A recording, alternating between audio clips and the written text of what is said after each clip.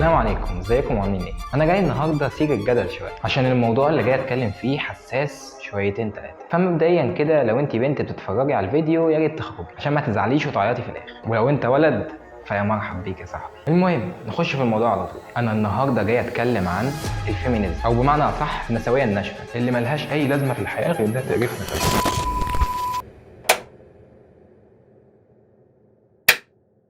على مر تاريخ الغرب كانت النساء اختصاصها البيت ونظافته، وكانوا الرجاله واخدين الحياه العامه والخروج في اي وقت ليهم لوحدهم. وفي القرون الوسطى في اوروبا اتحرموا النساء من حقهم في التملك، يعني باختصار ما ينفعش يشتروا بيت او قطعه ارض وهكذا. وكمان اتحرموا من الدراسه والمشاركه في الحياه العامه اصلا. وفي فرنسا وبالتحديد في بدايه القرن ال15 ظهرت اول فيلسوفه نسويه وهي كريستين دي بيسان، واتكلمت بكل قوه عن السلوكيات الغلط والعنصريه للنساء، وكانت بتدعو للتعليم. وعدت سنين وسنين وحملت الرايه بعدها النسويه الثانيه وهي لورا تسيريتا، ودي بقى كانت داخله بتقلها بالصلاه على النبي، مش جايه تتكلم في التعليم وخلاص، لا دي عملت مجلد مليان شكاوي من النساء حول العالم كله، من اول حرمان التعليم والعنصريه ضد المراه واسلوب التعامل مع الزوج وكمان الملابس اللي كانوا بيفرضوها عليها. وكان اسم المجلد رسائل خاصه. وكان وقتها صوره المراه عند المجتمع الذكوري بطبيعته انهم كائنات سطحيه وما عندهمش اخلاق وعقلهم اصغر من السمسم، ودي بصراحه فيها جزء من الحقيقه. ولكن لورا كان عندها راي تاني، قدمت قائمه طويله لنساء عندهم قوه وجرأه وكمان منجزين نجاحات كتير عشان تثبت في محاوله منها انهم متساويين فكريا مع الرجال، ولكن طبعا لو اخذوا الحريه الكامله في الحصول على التعليم والى ذلك. وبدا العالم كله يتكلم عن الموضوع وبقى ترند وقتها، لحد ما وصل في انجلترا في نهايه القرن ال16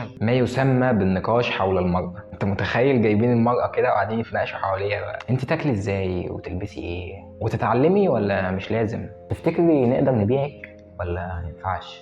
وانضم مؤلفين ومفكرين وبدأوا يتكلموا ويتناقشوا كلهم مع بعض في مدعكة عملاقة حول الطبيعة الحقيقية للأنثى. وبعد حوارات كتير واجتماعات أكتر وهم قاعدين يضحكوا ويهزروا حوالين المرأة وكل ده، ظهرت كاتبة غريبة وزادت النار وقودا، وهي الكاتبة جين أنجل اللي كانت وقتها مش معروفة في عالم الكتابة أصلا، لأن باختصار المرأة ما كانش من حقها تكتب في المواضيع العلمانية أو الدينية، وطبعا الأهم مواضيع ضد سيادة الرجل. وهي بقى قالت بس أنا جاية أثير الجدل وأكتب في الموضوع ده، ونشرت وقتها أول كتاب ليها تحت اسم جين أنجر في دفاع عن النساء، واللي عمل ضجة وقتها أكبر من فيديوهات رضوى الشربيني وياسمين عز. واستمر النقاشات والجدالات حول المرأة أكتر من قرن لحد ما نشرت النسوية ماري أنسي ردها على الموضوع كان منطقي جدا وقتها والناس اتقبلته بنسبة كبيرة، وهو باختصار ان النساء اللي مش عايزين يتجوزوا ولا يكونوا رهبان في الدين يقدروا يعملوا مدارس يدرسوا فيها العلم ويعيشوا حياة بسيطة وهكذا. ولكن للأسف ده ما كانش كافي برضه عشان يمنع العنصرية واللي بيحصل، واستمر الوضع كما هو عليه ومش بيتحسن لحد ما وصلنا في نهاية القرن ال19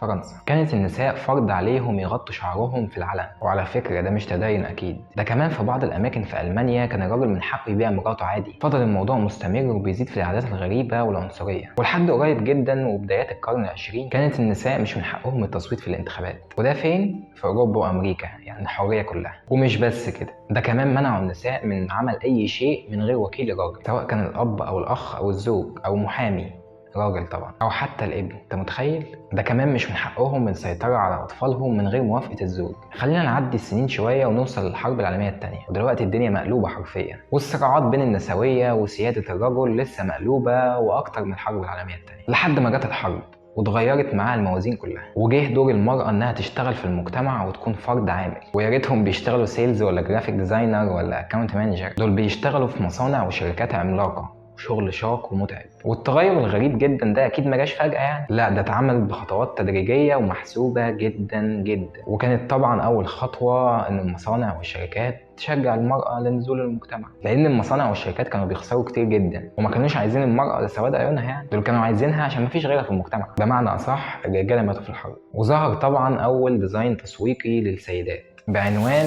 وي كان دو إيت أو نحن نستطيع فعلها، وكان طبعا زي ما كلنا عارفين بيظهر فيه سيدة وماسكة عضلاتها ومبينة دراعها، وطبعا لابسة لبس الشغل، وطبعا مش عايز أقول لك رد فعل المرأة على الإعلان ده.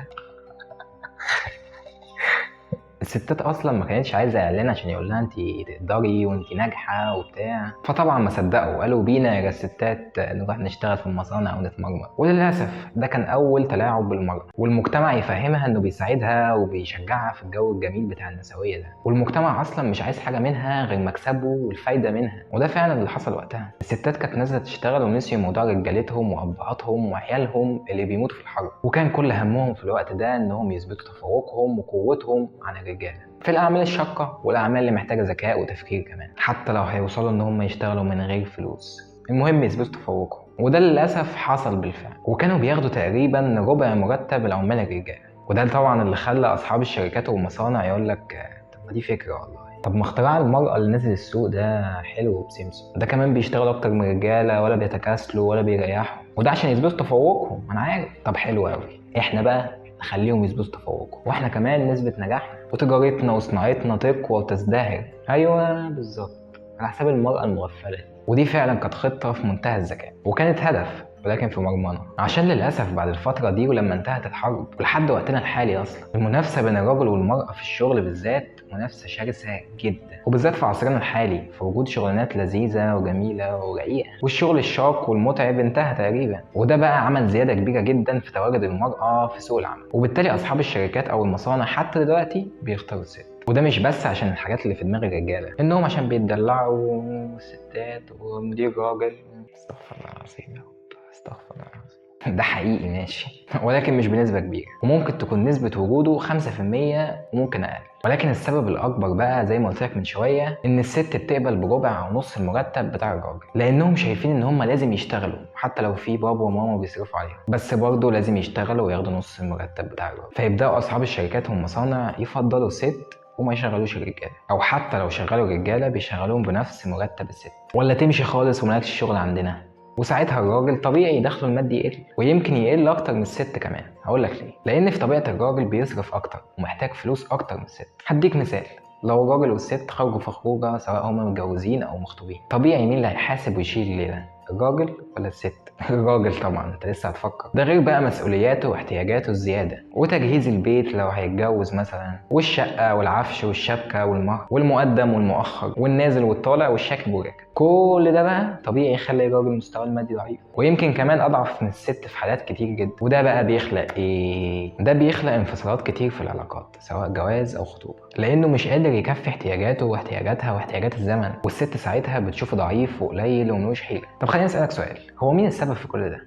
اكيد مش انا والله، اكيد مش انا. عايزك ترجع بالذاكره شويه وتشوف احنا كنا بنتكلم عن ايه اصلا. احنا كنا بنتكلم عن المصانع والشركات اللي خدوا الحرب لصالحهم واستغلوا المرأة، وللاسف من ساعتها وبيحصل ده. وزي ما وريتك عواقب ده ايه؟ احنا في دوامه كبيره جدا جدا جدا، وده كله مش بس بسبب الست وشغلها، ده بسبب اقتصاد عالمي عايز يقوم ويسيطر وينجح على حسابنا. عايز دلوقتي اكلمك في موضوع تاني مهم جدا هيوضح لك حاجه زياده. هو ليه الرجاله بتنجح اكتر من الستات؟ ليه بنسمع دايما عن نجاحات الرجاله عظيمه في كل المجالات تقريبا، سواء في الطب او السياسه او الاقتصاد او حتى في الاعمال الحره؟ ده بقى لاسباب كتيره جدا، وكلها بتنصف الراجل وبتديله الحق ان هو ينجح. ومنهم طبعا اسباب بيولوجيه، واهم سبب ان الراجل بطبيعته متعود انه يخاطر اكتر. وزي ما احنا عارفين الجمله النمطيه نو ريسك نو ريسك، ودايما من زمان جدا حتى من ايام انسان الكهف وقبل القرايه والكتابه وقبل العلوم والتكنولوجيا كان الراجل دايما بيخاطر اكتر بحياته وبيخرج يجيب الاكل لبيته، وده اهم الاسباب عشان يكون رب البيت. ولحد دلوقتي هتشوف امثله كتير جدا عن نجاح الراجل، ومش معنى كده ان مفيش نجاحات للستات، لا اكيد فيه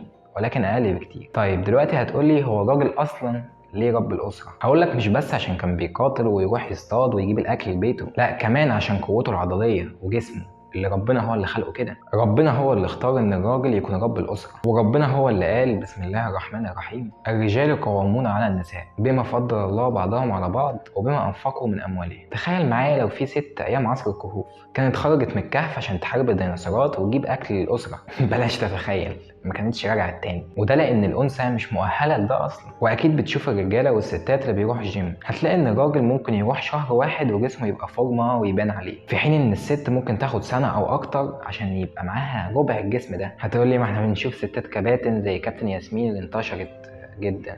هقول لك كلامك صح، وفي امثله اكتر بكتير بره مصر كمان ومشهورين عالميا، زي بطله العالم ناتاليا كوزنتسوفا، اتمنى اكون قلت اسمها صح. عايز اقول لك بكل بساطه ان للاسف البنات اللي بينجحوا في لعبه زي دي وبيوصل جسمهم ان هو يكون عضلي جدا بالشكل ده، كل ده بقى بيكون بسبب حاجتين. الاولى ان هم بيعانوا في زياده من هرمون التستيرون، هرمون الرجوله، وكمان هرمون الاستروجين، هرمون الانوثه، قليل جدا عندهم، وده بيخلي جسمهم عضلي وقابل اكتر للرياضه دي، وممكن يعملوا فورمه اقوى بكتير من الرجاله كمان. السبب التاني واللي للاسف في بنات كتير بيكونوا كويسين وطبيعيين جدا وهرموناتهم مظبوطه كمان، وهم اللي بيزودوا في الهرمونات ويقللوا بمزاجهم، ودي بقى في الحقيقه مشكله كبيره جدا، اكبر من مشكله الفيمينيزم اصلا، لان ده مش بس بيأذي على المستوى الجسدي والعضلي والصحي، ده كمان بيأذي عقليا ونفسيا، وبيكون فيه تأثيرات كبيره جدا في المستوى القريب قبل البعيد.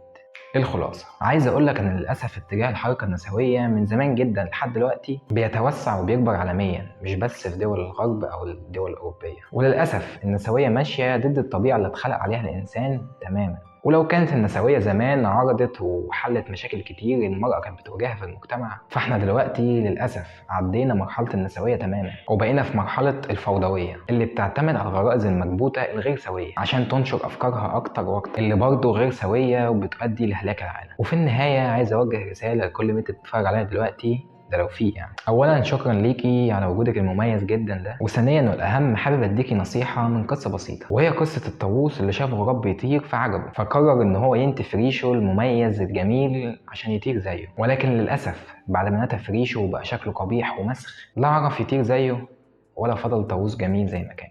في النهايه لو انت وصلت لحد هنا فشكرا جدا، ويا ريت ما تنساش تعمل لايك وسبسكرايب وشير عشان تعمل اثاره جدل في الاكونت بتاعك. شكرا جدا، سلام عليكم.